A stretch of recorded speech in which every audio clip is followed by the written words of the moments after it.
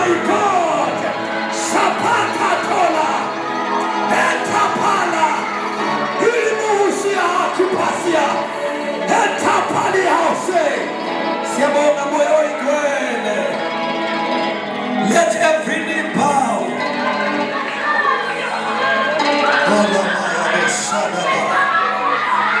Entapala makusha tapala. Ende mahasundi mahasaka palikatuna. Entapala makosha dabaya. Rima makosha tapalikatepala. Entapalika katala. Ena mosha tapala katala. Ena shia mahasuka pala. Rapapapapa. Entapalika. Ena mosha tapala kata. Somaya aliyamosha. Inimanu masiani. Kulimati kapali tumasuta. Entapali katola masaka pala. Elemasu kapali takapala. Entamakusha tapala kosha. Siabonga mwewe kwele. Siabonga mayeke. Wikose kasimoro. Wikose kasimoro. Oh, la maya. Even authorities zakulendao, let them bow and let your word grow mighty and prevail. Baba wetu na mandla onke, empower us with your word. Give us wisdom, transform our minds, bring light.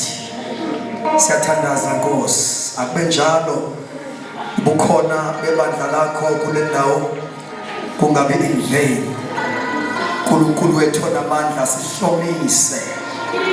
sihlomise Nkosi as never before. Baba wethu namandla onke senze sibe ngamazembe esandleni sakho, uphahlaze ngathi imibuso wasathana. uNkulunkulu wethu namandla uqoshe ngathi hashi nekweli yakho. Baba wethu namandla ngegama likaJesu siyabonga ke Baba, qhubeka nathi kwenzele igama lakho udumo in Jesus mighty name, amen. Asibonge kakhulu bathandekayo, lokuthoba okukhulu sibingelele ubaba uDokotela Mshego umfundisi wasekhaya. Sibingelele nje zonke incebo zenkosi esikhona, ubaba omama nabantu abasha, egameni elihle lenkosi yethu Jesu sibingelele even ne-committee ehlele le-prayer, amen. Siyabonga kakhulu bazalwane, sibonge kakhulu baba Mshego ukhona bakho, especially as the chairperson of the region. Uyasithobisa-ke kakhulu lokho ukuthi ube khona most of the time. Abafundisi abawuthanda umthandazo. I'm speaking from experience. Kusebenza nabafundisi. Kusebenza nabafundisi umthandazo. Ngathi ngathandaza ibandla. Amen. Yeah, ngathi ngathandaza ibandla. Very few in terms of Nkosi as intercessors. To be an intercessor, all of us, mostly the Siwenje, priesthood, you are a priest according to the New Testament. We have a privilege to pray to God, to intercede for others. God, the intercession as a ministry. Namake gomuntu oyi intercessor kuye as a special ministry kusho ukuthi lo muntu has got a strong burden. Alibonga igama lenkosi. A strong burden for intercessory ministry. In such a way that impilo yakhe leyo mayumhlukanise izwami with prayer. Praise God. Qinisweni kufanele kube njalo. Uma ngabe ungumfundisi uNkulunkulu, supposed to be an intercessor. Alibonga igama likaJesu. So ngisho ukuthi ke siyabonga kakhulu sharing your presence. Abefundisi nje bonke abakhona abahlanganyele nathi namhlanje obaba bonke egameni lenkosi. Njalo abathandekayo siyixoxele umoya engcwele akunikeze yona singayishumayeli. Praise the Lord. Angiqale ngokuthi ma uNkulunkulu emdala umuntu uye wamnikeza i-identity ne-responsibility. I-identity yomuntu ke ukuthi afane noNkulunkulu, and i-responsibility yakhe ukuthi abuse. Praise God. Ngicela isambisane bathandekayo. Angeke ngiledlule i-hour. Ngizozilimithe i-hour. Praise God. Angazi bazalwane namhlanje salithanda izwi noma liyasibona. Abafana nasiqhane phansi. Singaqinana phela phansi akunankinga. Igama likaJesu. Yeah. So uma ufunda ngicela siqale la ngoba indaba yami sizoyizwa kahle uma sisuka la. UGenesis 1 verse 26 to 28 kuzofunda mina. Uzolandela kwelakho lezwi. Uthi then God said, let us make man in our image according to our likeness. Says umuntu ngomfanekiso wethu aphinde futhi asifuze. So i-image isho i-character kaNkulunkulu. Amen. Or the nature of God. The nature of God. Their image. Then likeness. Speak about the behavior yalo muntu on the nature kaNkulunkulu. So kuno image no likeness. So image ikhala kahle impela kodwa manje futhi ngehlisa ukusayizwa isemposter kahle but imhlehlindlo khona but iyangisapota kakhulu. Buka mina ke ngababuka labo bebika. Kuno image lapho no character. Ake sithi image. Character. So these are two different things. Oyizo originally. So la image city is all about having in nature kaNkulunkulu. God is a spirit. So the real you are a spirit. Alibonga igama likaJesu.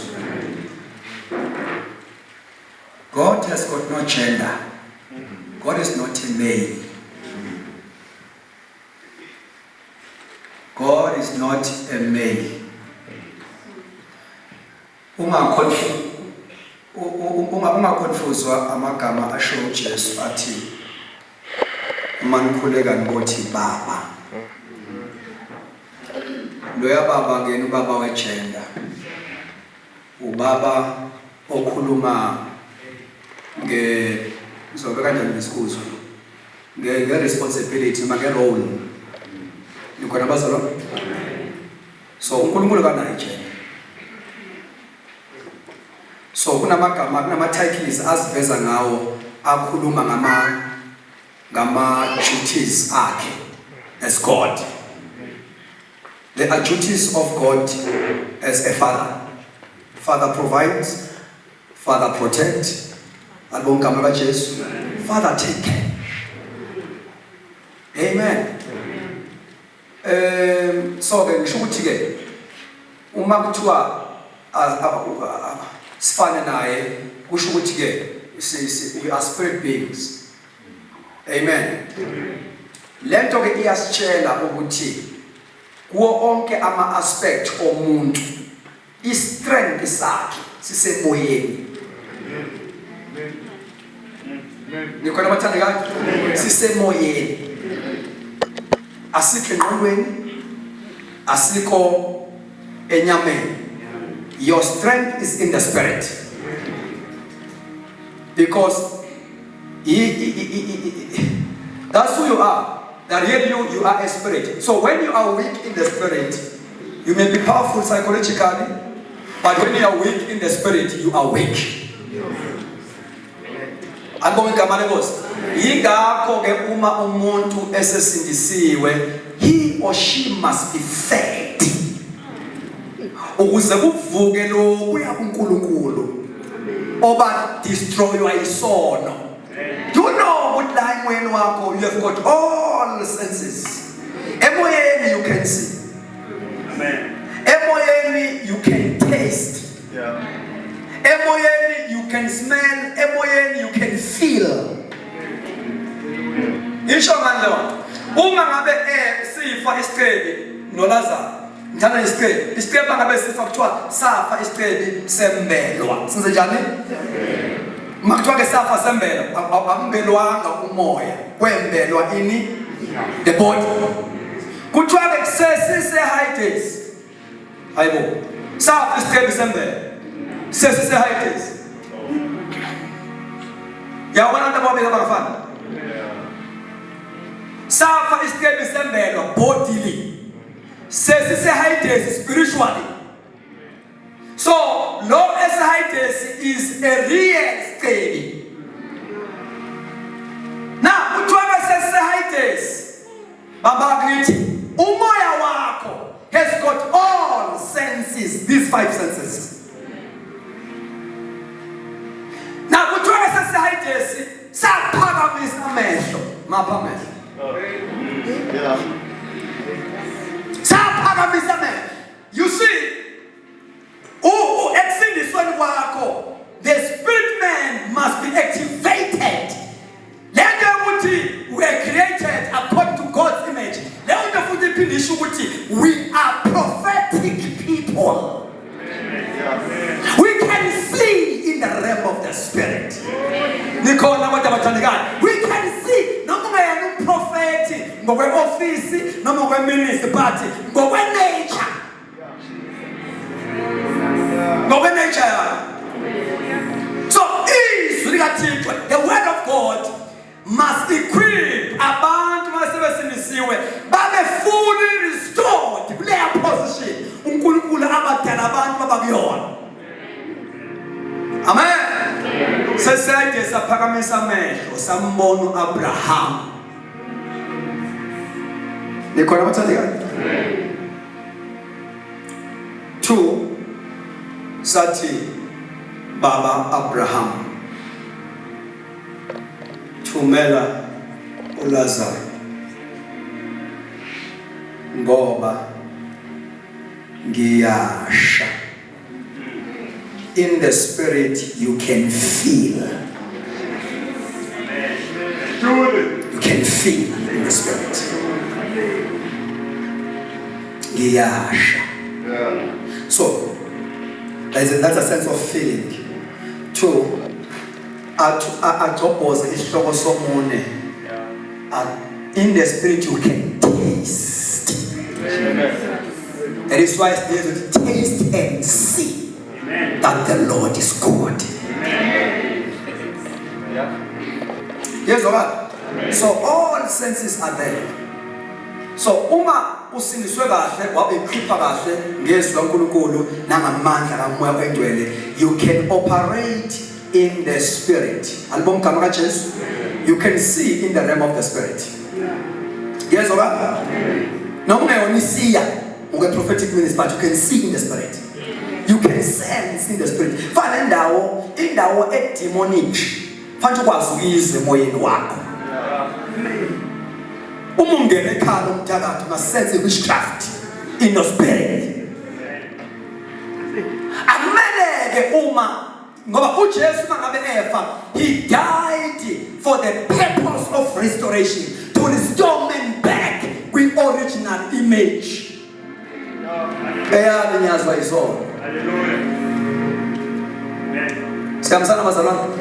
That is very important. That is very important. Now, likeness. But it speaks of the conduct, the behavior. You must resemble God. Amen. Amen. Now, let's look at the responsibility.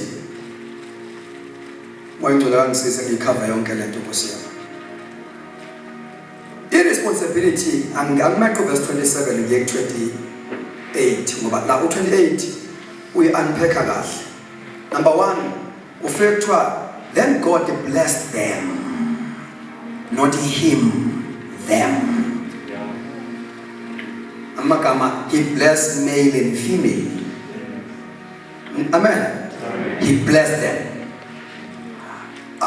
These two genders are equal in the spirit.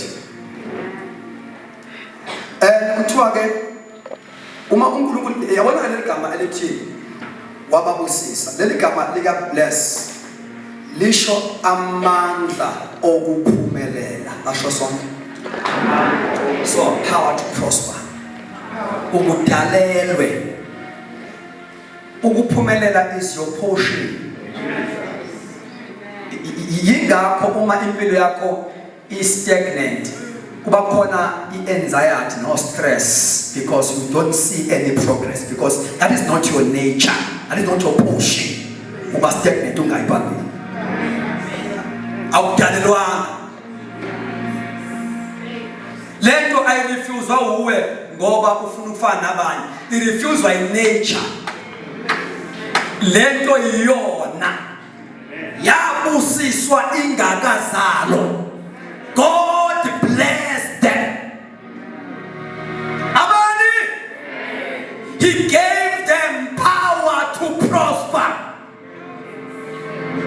Glory to Jesus. And if somebody Uma ends among declarations, Uti surely goodness and mercy shall follow me. Arash uti maybe, uti surely. I doubt, Lord. Once you become one with the Lord, surely goodness and mercy shall follow you. Not curses, not family curses, goodness and mercy.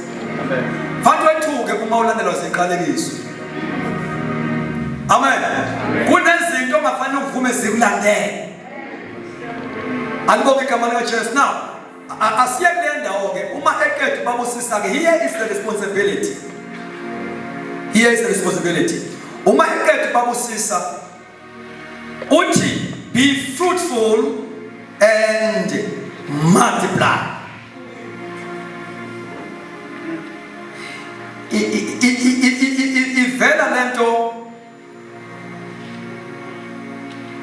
Sometimes uma uyifunda closely,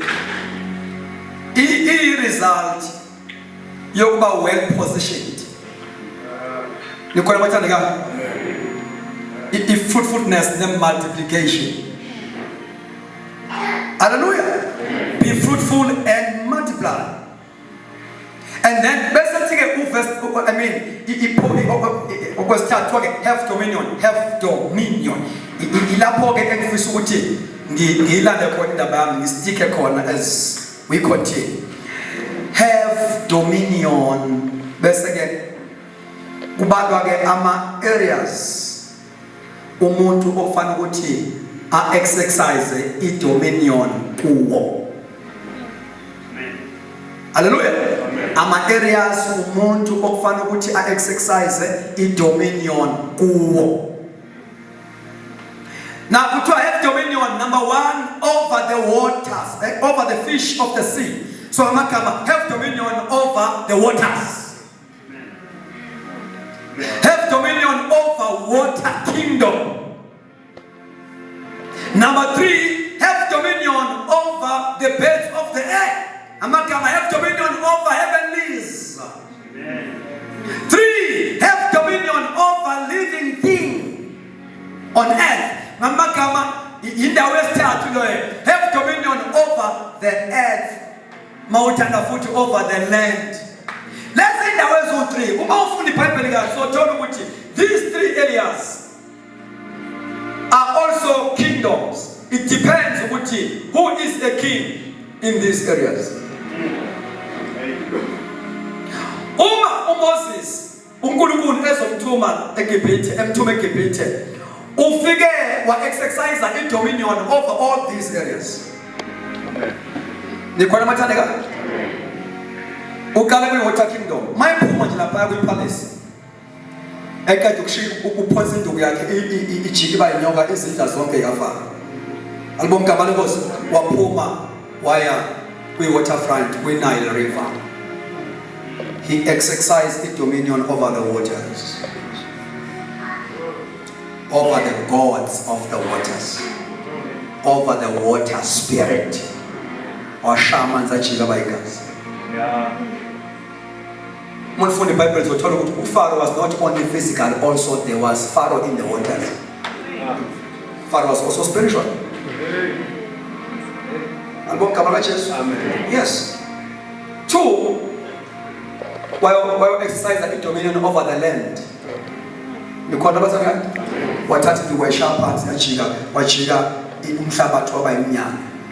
He exercised authority over gods of the land.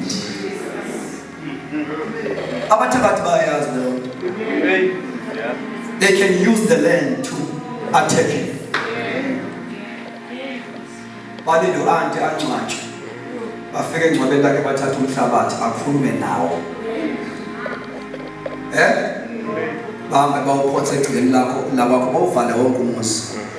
They exercise authority even over the land. Tonight we are kings and priests. Kuleli office lo bangamakhosi kusho ukuthi sinikezwe irresponsibility yokuba si-exercise i-authority yethu over everything. Amen. Nikhona bathandeka over everything. Sathane uyakwazi ukusebenzisa umhlabathi to destroy your family. Uyakwazi ukusebenzisa amanzi. Alibonke igama kaJesu. In such a way that I remember what we spoke about water spirits. Lesbians, gays, homosexuality is from the waters. And amademon are very stubborn. Opposite to it gays of church. Took time to be delivered.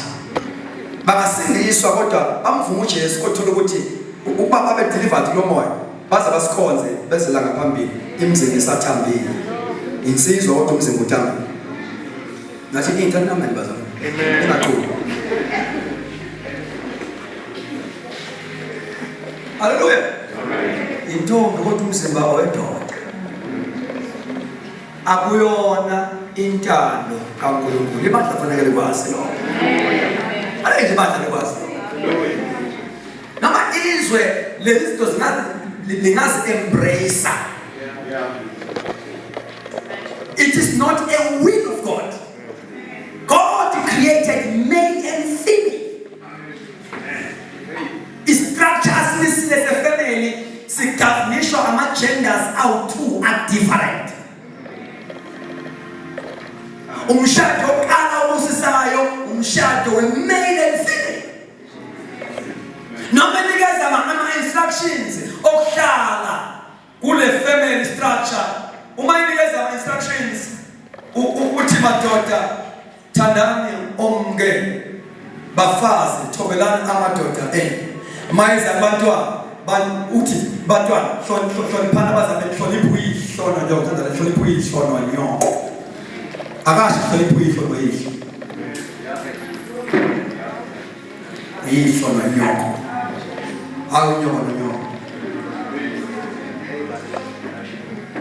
ngoba yaziwe ezulwini leyo.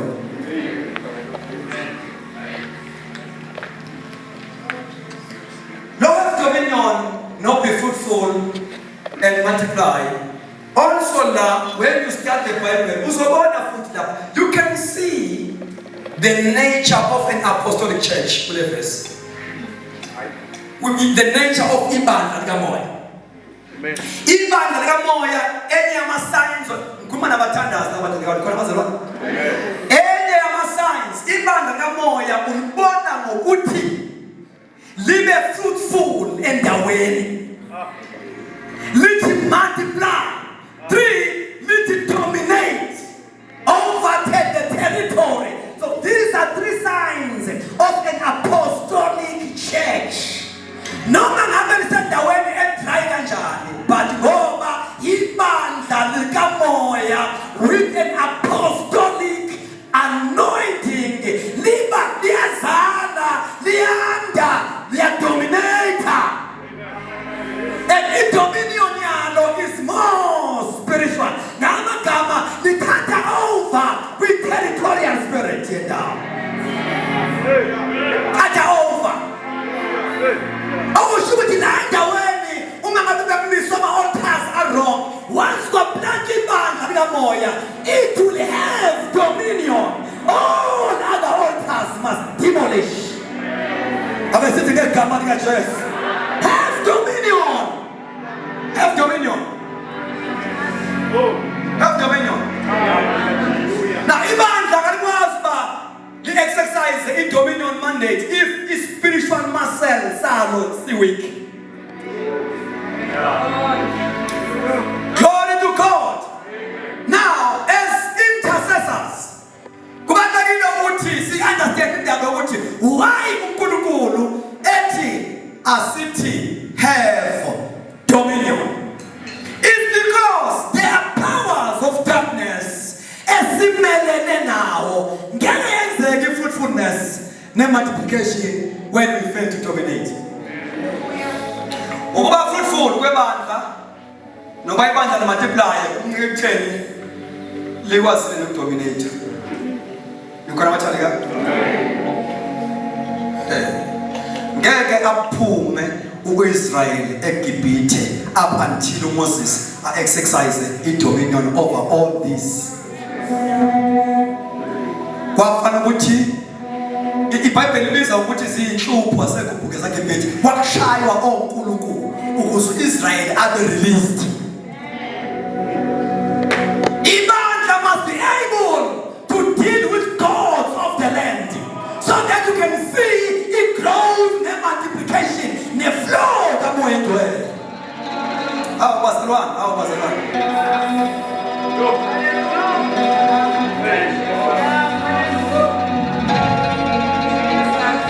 Uma ke ibandla lingenaso leso sambulo liyakwazi bandla ukukhonza endaweni liwenze wonke ama-activities kodwa lehluleke kuma-forces of darkness to deal with it. Sinikele nayo imoya sihambe nayo amakhodi imoya ungabeki into enyakaza kube simunye yonke kuthuleke. Nikhona amathandeka? Amen. Very important. Up until ibandla likhule emandleni, because ibandla akumele likhule kuphela ngokwenamba, kumele likhule futhi in power. In such a way that each and every ministry of the local church, even an element of supernatural. Amen. Izingoma esihlabelelayo kungabi izingoma ezimnandi kodwa engenawo amandla. Amen. Nikhona bazalwane kungabi izingoma ezimnandi kodwa engenawo amandla. Kungabi izintshumayelo ezinhle but void of power. Uthuphawu ngoNkulunkulu ukuthi ever since I came here at Corinth, my speech was not with eloquent word, but it was with power and the Spirit. Have dominion. Have dominion. Up until we dominate, so na yonke inhlobo yama-agents of darkness. Yeah. Up until we dominate. Even imkhuleko yethu ayingabe imkhuleko religious eshalo. Mawufuna imkhuleko yebandla likamoya according to the book of Acts, ibihamba ne-demonstration of power. Bengathanda kakuthuleke nje. Even i-worship yakhona ibihamba ne-demonstration of power. But to me still Paul and Silas ejele in the midnight there was a demonstration of power. Chapter 4 verse 31, ibandla likhuleka eJerusalem kuthiwa after they had prayed, the place where they were assembled together was shaken. After they had prayed, kunento malenzeke after prayer. So our prayers are religious. You must be prophetic in prayer and also learn to pray all kinds of prayer. Sometimes we need to travail, sometimes we need to labor, sometimes we need to pray like soldiers. Yeah, like soldiers. Praying also in the spirit. Yeah. And utana za momoya unako exercise through your will. Through your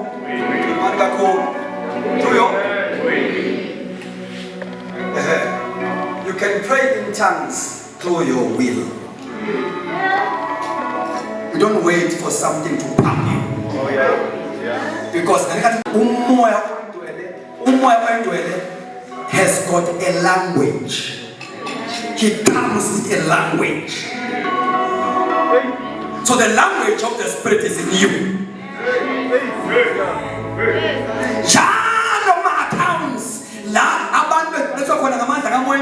Beginning from chapter 2, after they have they spoke in tongues.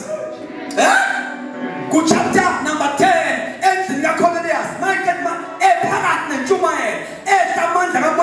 they spoke in tongues. He comes with the language. He comes with the language. Good chapter 19.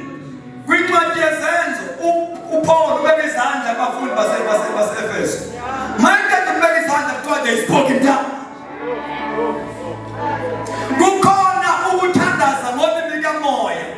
Being prompted by the Spirit as you yield to Him. At your will. I will pray with my mind. I will. Yeah? I will pray with the Spirit. I will out of my will. There are times where you don't have to wait for something to, as long as you are baptized by the Spirit. You don't wait for something to push you. You just burst forth in tongues. Now, see the sugar. I guess sitting a gamma chest.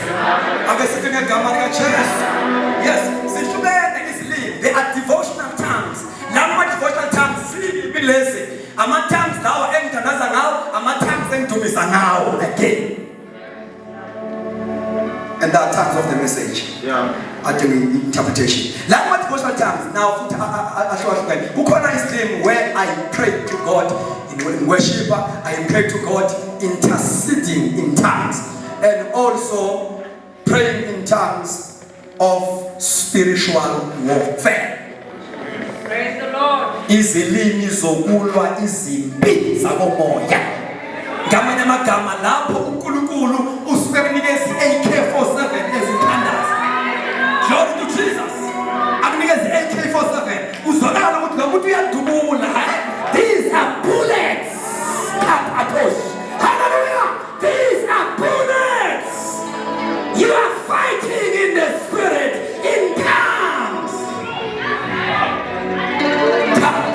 Praise the Lord. Now, but then again, sing a religious come from a demon. Sing a song of colors, sometimes we need to be violent.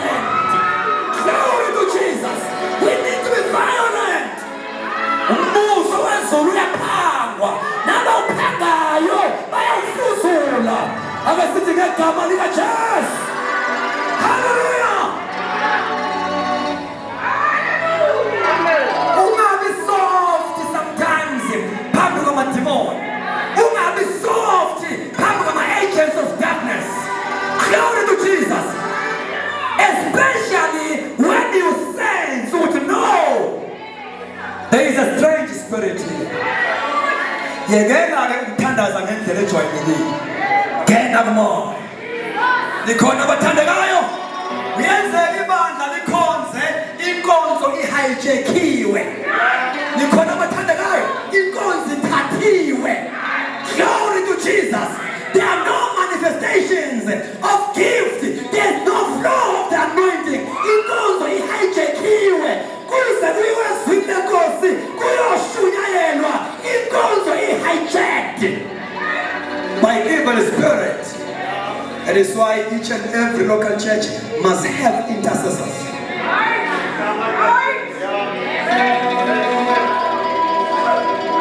Ama intercessors awathandazela inkonzo ngoba ingakangeni. Cha. Akhuleka inkonzo ivule iziyovalwa. Ramahusha. Kerasuka. Kapadosh. Bahle phansi they are interceding. Inkonzo yaqhubeka they are interceding. Intercession yabo ithi vele Nkosi. Ngomavela ngayiphindela mawuvele as they intercede, they also sense, speaking to themselves in tongues. The Bible, uma uthandaza ukhuluma ngelimi ezingena interpretation ongeze phethwa, speak to yourself. Akushiwo ukuthi be silent. Funeka iBhayibheli. Kuthiwa uma okhuluma ngelimi engekho ntolikazi, kuthiwa akazikhulumele yena yedwa naNkulunkulu. Akushiwo ukuthi akathuki. Namagama, allow the service to continue. Don't disturb the service. Sit down and speak silently. Don't be quiet. Shamsana. Ibandla alikwazi ukuba fruitful. Alikwazi ukuba lithi multiply. Lingakwazanga kuqala ukuba lithi have dominion. So, dominion is a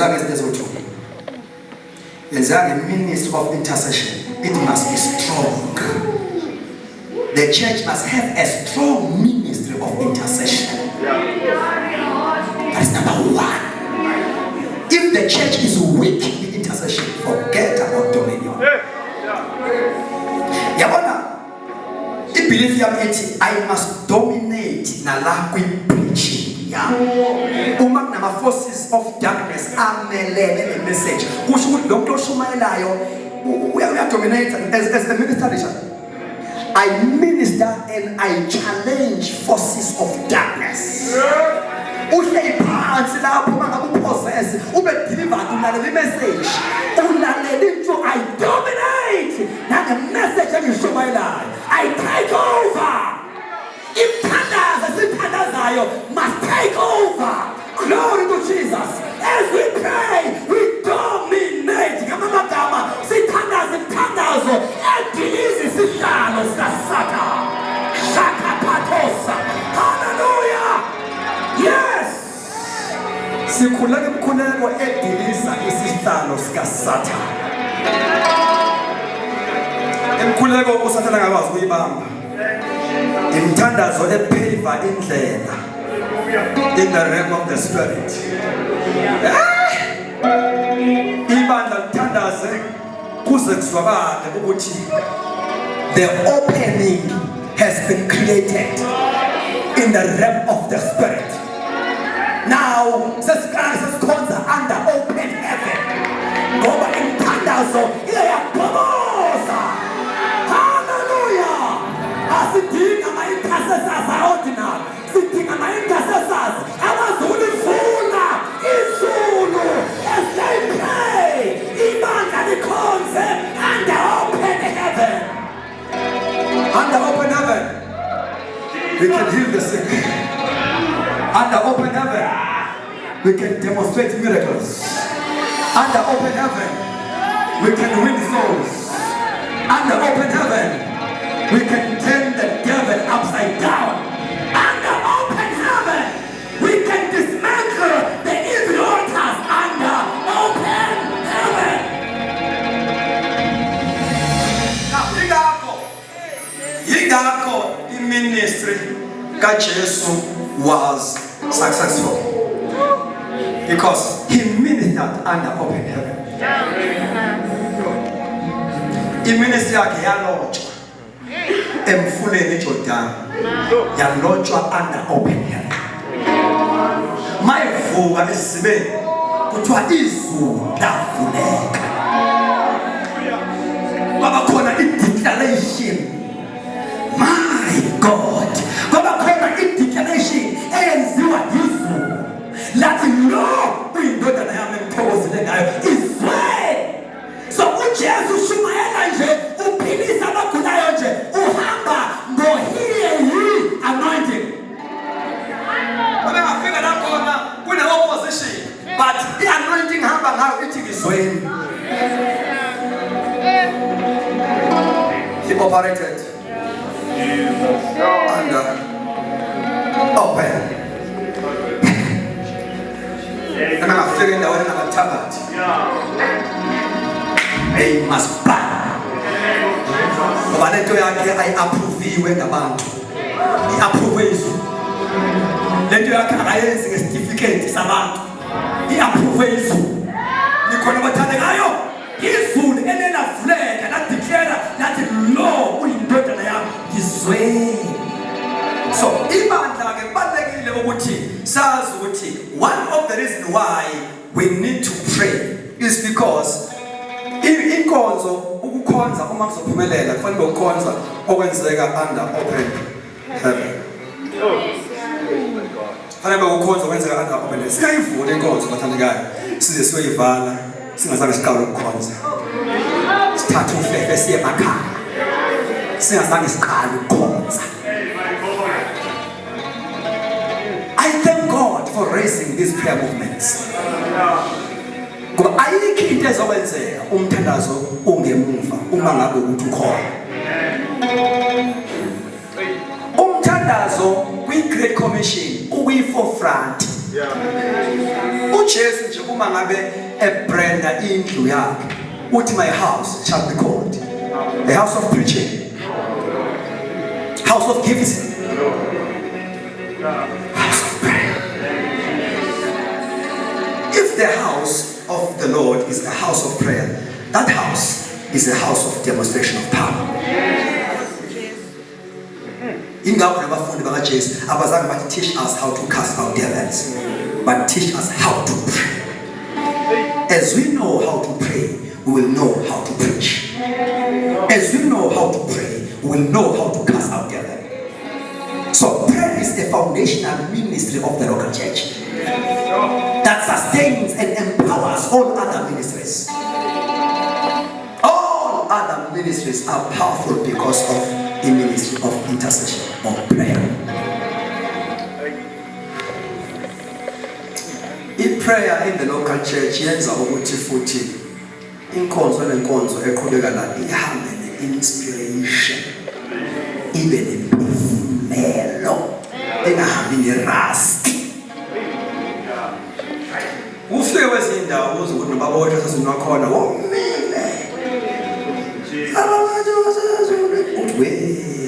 Siyofika nini? Siyofika nini? Uzaqe yonke into. Engathi man vala umnyango. Manje bakhaya. Bakhiphe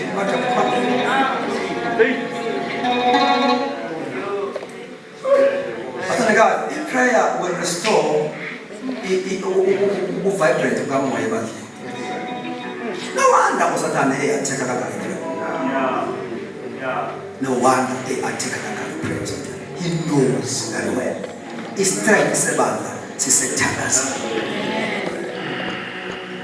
If we want to, must have a strong intercessory ministry. If you want to have powerful evangelists, yonke into uma is not powerful, fanti ibe iphekwe yaproduced ebhodweni nomthandana. So have dominion. Siqala lapho. Failing to exercise dominion will fail to do any other thing. So the dominion is exercised by two things: a strong intercessory ministry in the local church. Number two, dominion is exercised through a full and proper operation of spiritual gifts.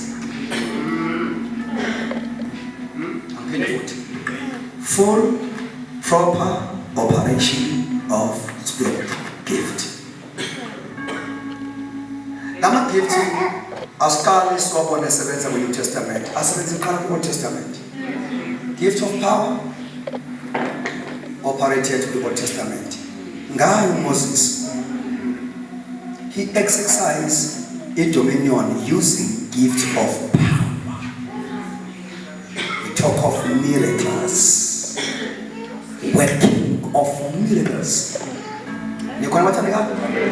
Is a nonsense Pharaoh there is a finger of the Lord here. He was exercising the gift of miracle. So we dominate over gifts.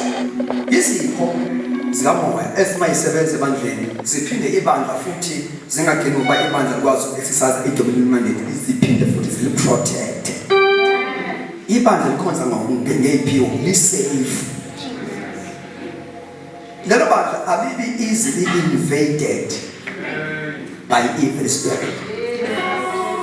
Ngoba kunezipho lapha ey'phoni zikamoya izipho ezibonayo ezibona ngani? Ey'bona ngani? We talk of discerning. Praise God. Word of knowledge. Word of wisdom. Ngoba word of knowledge eyakhuza i-corruption uma qala umsebenzi incwadi yezenzo. uNkulunkulu esebenza ngoPeter ku chapter 5 book of Acts. He was not prophesying. That was a word of knowledge. uNkulunkulu wamenza was in a supernatural way. Ukuthi laba njengoba benikela isimemelo akuyona into abayipledge uNkulunkulu. uNkulunkulu gave Peter a word of knowledge. So corruption again, iyashala ebandleni if these gifts are not operating.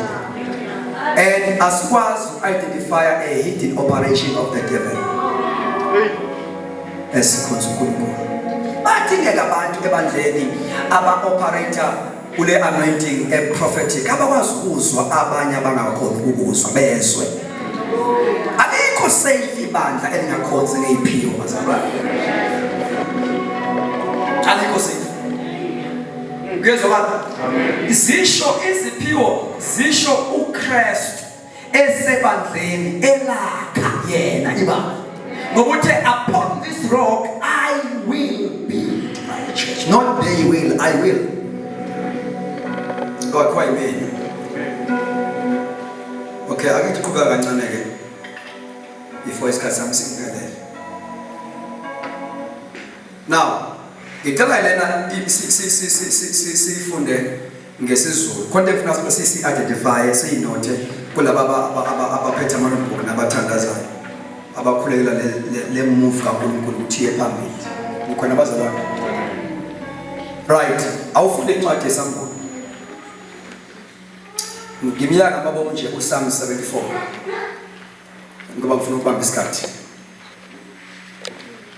Alo funda incwadi yeSamuel chapter 2. Lapha ya ku chapter 2 ku book of Revelation. Alo funda verse number 13, 14 and 20. Ufunde the fast in Zulu. Ngiyazi lapho wakhe khona. Lapho kukhona isihlalo sobukhosi sikaSathane. Alo udebele lo ndawo. Ukhuluma na local church. Ukhuluma nani? Uthi hey uJesu mthatha. La sivule ngempela indlebe kamoya. Uthi uJesu kule local church yase Pergamos and Thyatira. Uthi ngiyazi la wakhe khona. Ukuthi la wakhe khona khona isihlalo sikaSathane. I know where you are located, there is a throne of the devil. Kahle teaching yami ibisho njalo how to overcome the throne of the devil in the area. As the wakhe khona ukuthi nesihlalo sikaSathane. Amen. Yes. Asho sonke. Yes. La wakhe khona. Unesihlalo sikaSathane. There are demonic evil thrones to each and every area. It depends the operation. The throne in a responsibility to the area. I know now there is a throne of the devil. So our intercessors must know how to demolish the throne of the devil in that area. I know la wakhe khona kunesihlalo sikaSathane. Ngeke lishumayele ivangeli. Singadilizana isihlalo qala. Ngeke sibone demonstration of power up until we dethrone. Glory to Jesus. Verse number 14.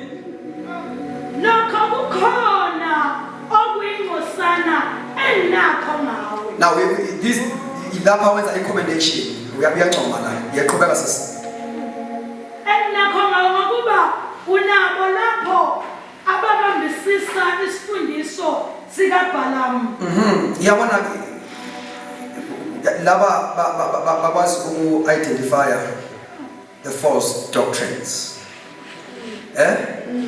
Ikhonto engayi-appreciate la noma uhluleka nje ukufuza lesihlalo sikaSathane kodwa ikhonto engayi-appreciate la ngoba konke lamabandla kukhona into uNkulunkulu ayincomayo bese bakhona into ayisolayo bese banikeza i-chance yokuphenduka. Qhubeka 13, 14 and 20. Ngokuba unabo lapho ababambisisa isifundiso sika Balaam owafundisa uBalak ukuphonsa ikhubekiso phambi kwabantwana baka-Israyeli sokuba badle okuhlatshelwe ithombe nokuba bafebe. The throne it releases a spirit of fornication. Mighty yes, then the okay khona kulesihlalo. Lesihlalo sirelease umoya through false doctrine. Let doctrine encourage fornication. Nikona mathandeka? Phuthuma ke verse number 20. Kepha ngina lakho ngawe ukuthi uvume nomasifazane uJezebeli. Yeah, amanye athi enye into ebhedayo ngawe wena. You tolerate this woman. So sokuno kwenye ibandla ke le. Nikona mathandeka? You tolerate this woman called Jezebel. Akusona isikhathi sokutolerate uJezebel. Akusona isikhathi soku-entertain the spirit of Jezebel. Yabona lesizini esikuyona isizini le eza ne-reformation of the church. Whenever there's going to be a reformation, God raised people with a radical anointing and radical authority. Like Hezekiah. Uma isizwe sikaNkulunkulu sesiDavid sesikhonza nenyoka yethu seyabasizayo in years past. Bayenza isithixo baze bayakhela igama inikeza igama. God raised Hezekiah. Into yokuqala Hezekiah ayenzayo waphahlaza onke ama-altare aphezulu la Rome. Waphahlaza. waphinde wathatha lenyoka yethusi wayiphahlaza. Uma uNkulunkulu ezothi reform, nikhona bathandekayo, the church must embrace a radical anointing. As we pray, we must be radical. As we preach, we must be radical. We must be radical. As we worship God, we must be radical. Guys, I don't know why the message. And the devil is laughing because I come on to worship the devil and the message. No one. Joba yesha ihamba nomlilo kaMoyengcwele.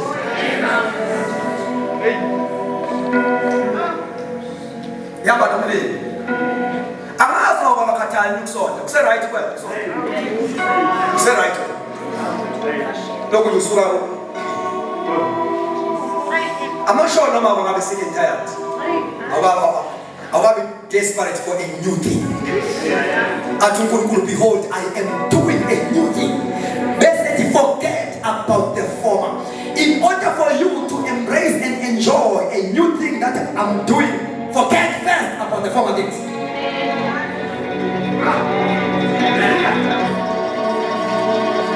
Forget first about the former thing. Get ready for a new thing.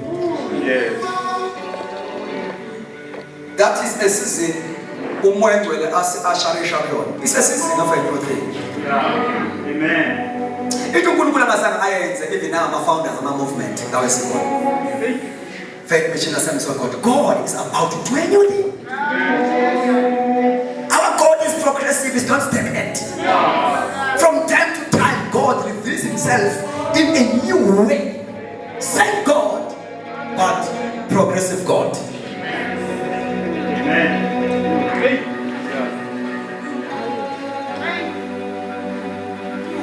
Into ezokwenza ukuba singene le nto uNkulunkulu ayenzayo ukuba sibe ngabantu abane discerning spirit and people futhi aba ready to obey. Uma bezo enjoy iwayini lokugcina ekhana yaseGalile, uma bezo enjoy balifumana ithe instruction nayikupha kusho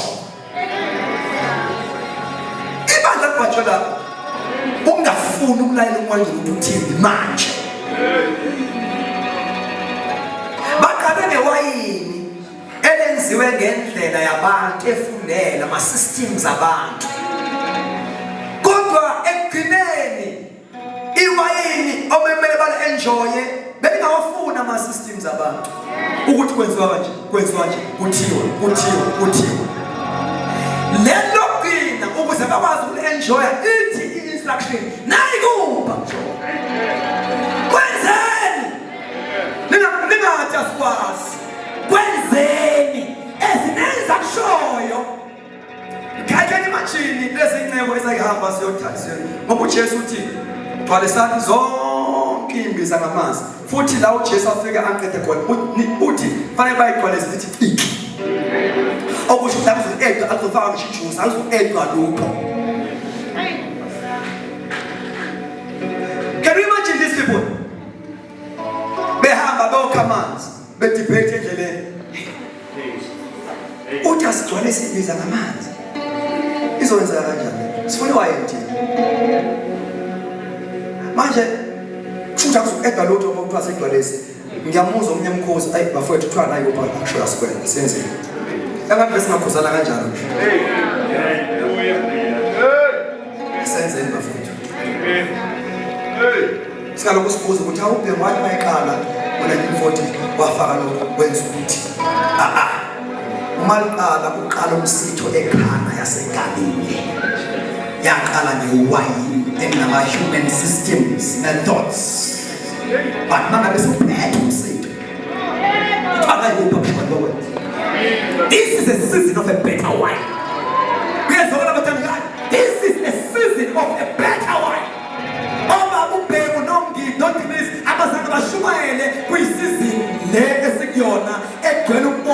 Gay and lesbian in the house of God.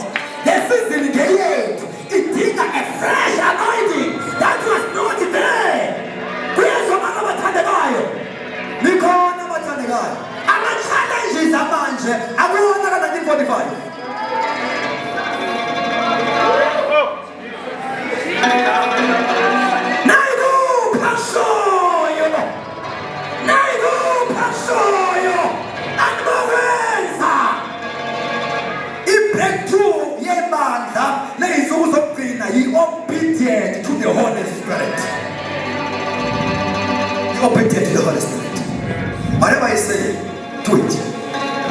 worship him, do it.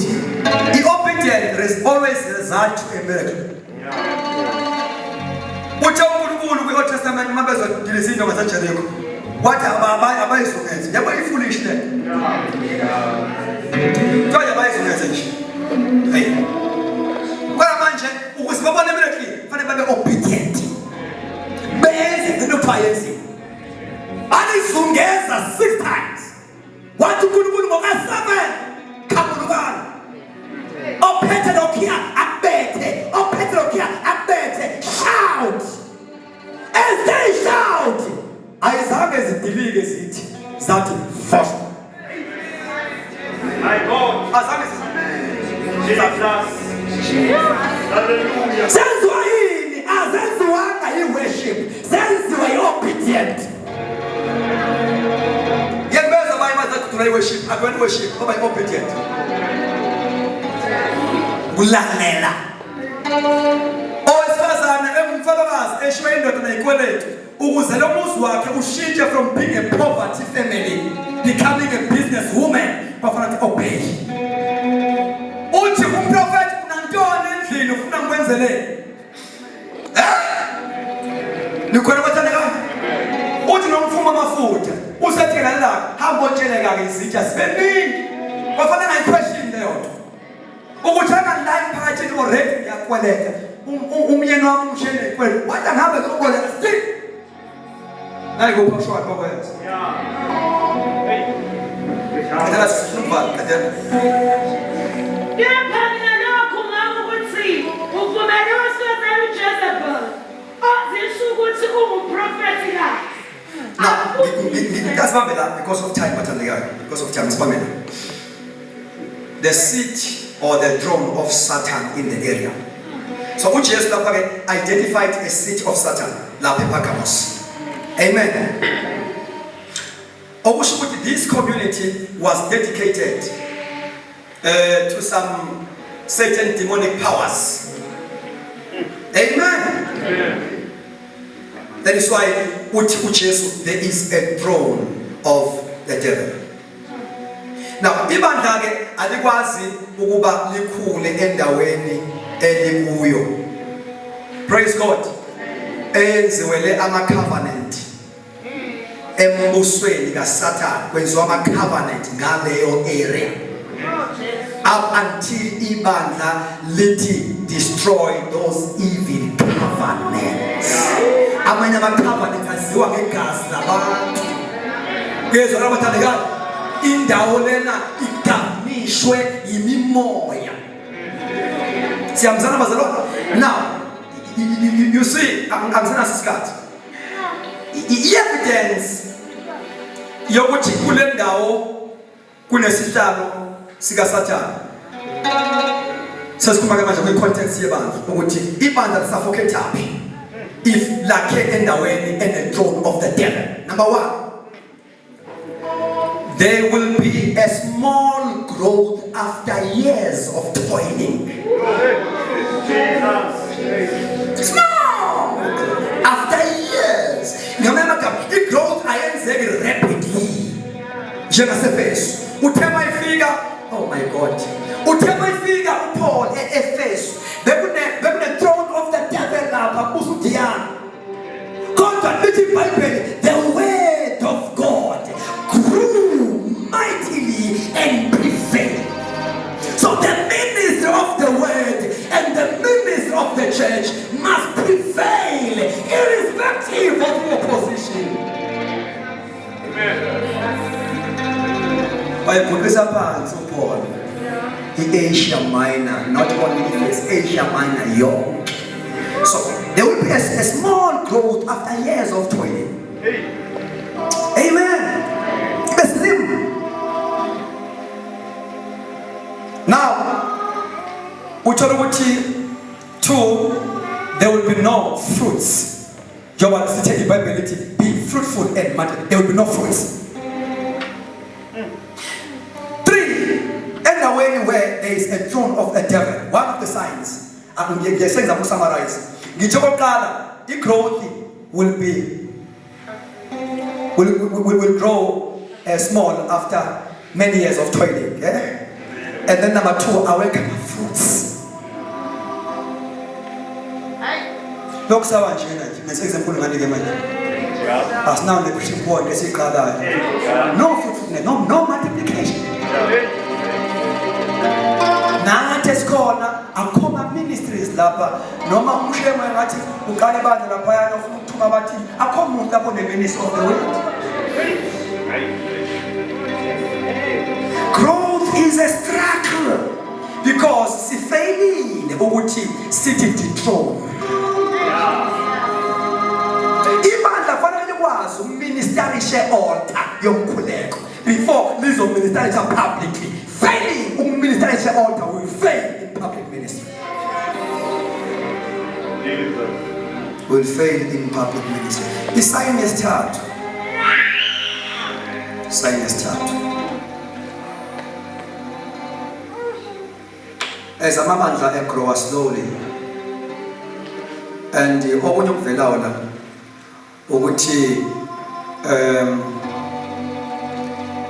I'm a spiritual leaders of that area. Now for the land now, we call it fornication. That is being released here, and no more. Our targeting ordinary members of the church. We target spiritual leaders. There will be a falling of leaders. There will some more fornication. I come back with Magua leaders. There will some more fornication. Fair the young Galento. Usugenje wenzeka. Drop.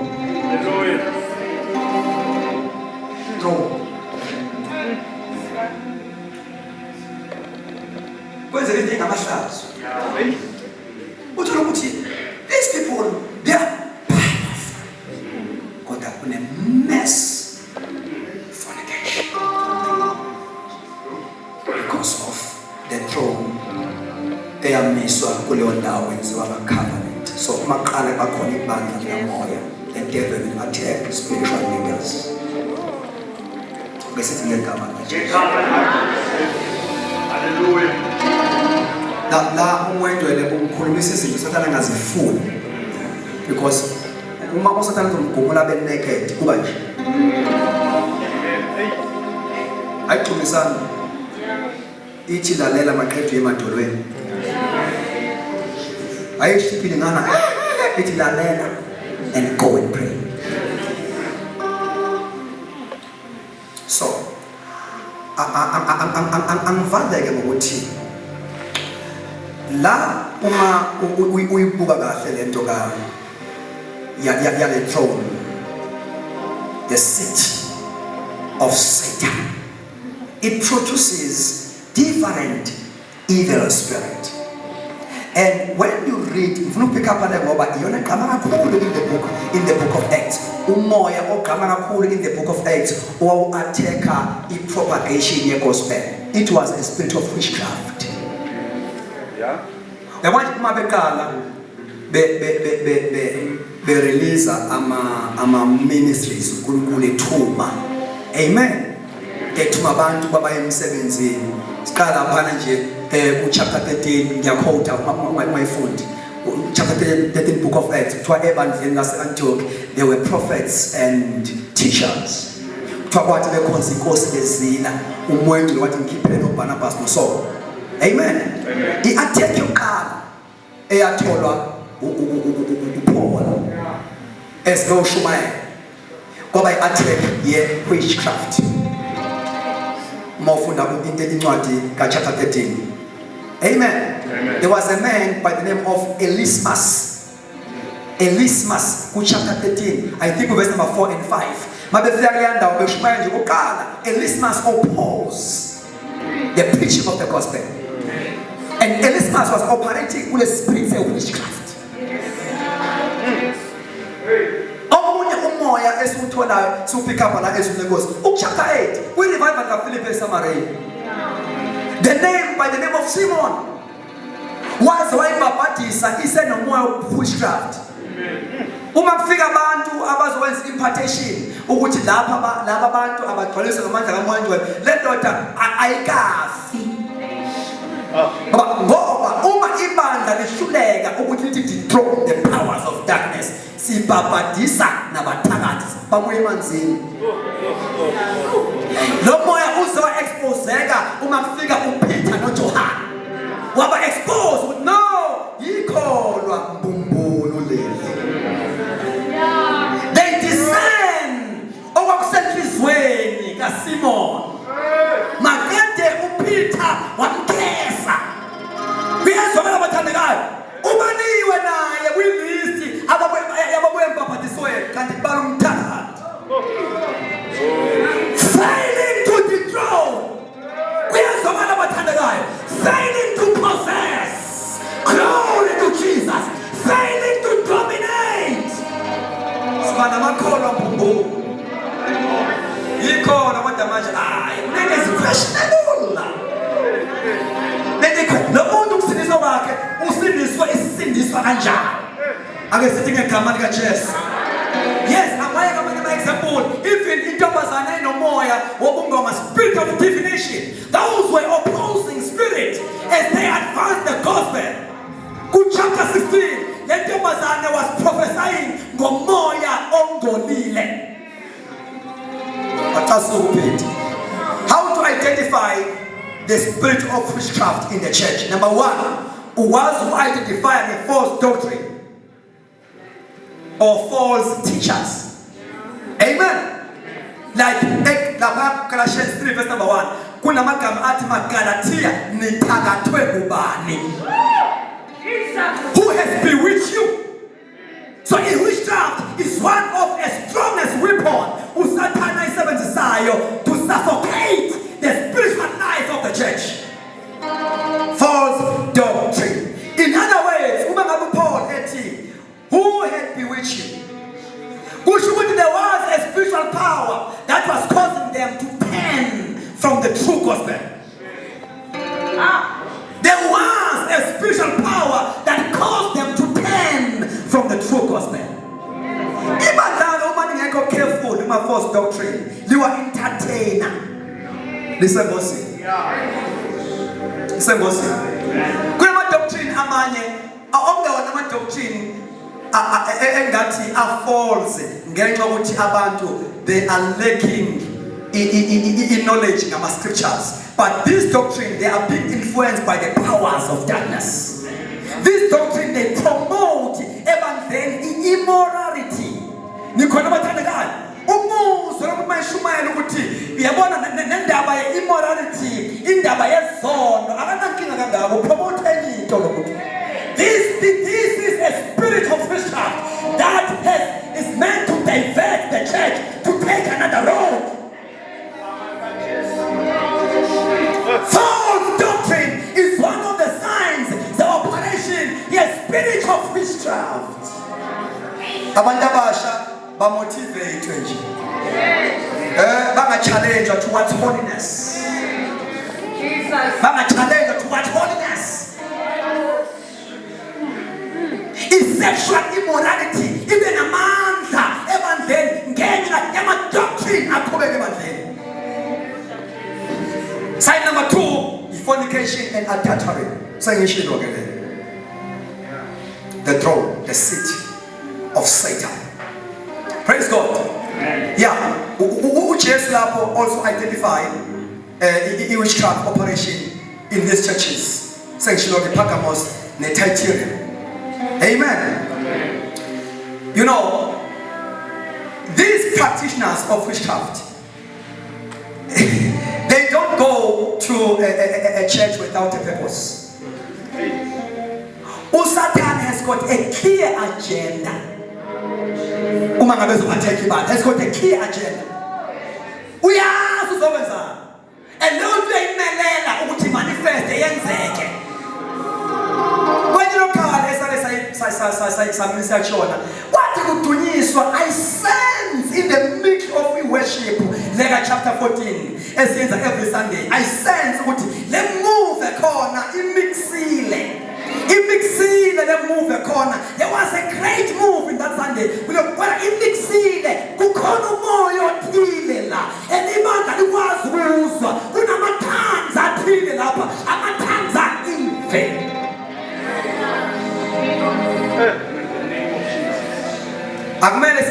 ehamba ngomsindo engena indlebe kamoya. Sinthethe neprofethi kaJezebel. UJezebel yaprofetha. Uthwala umfazi usenza umprofeti nothisha phakathi kwenu.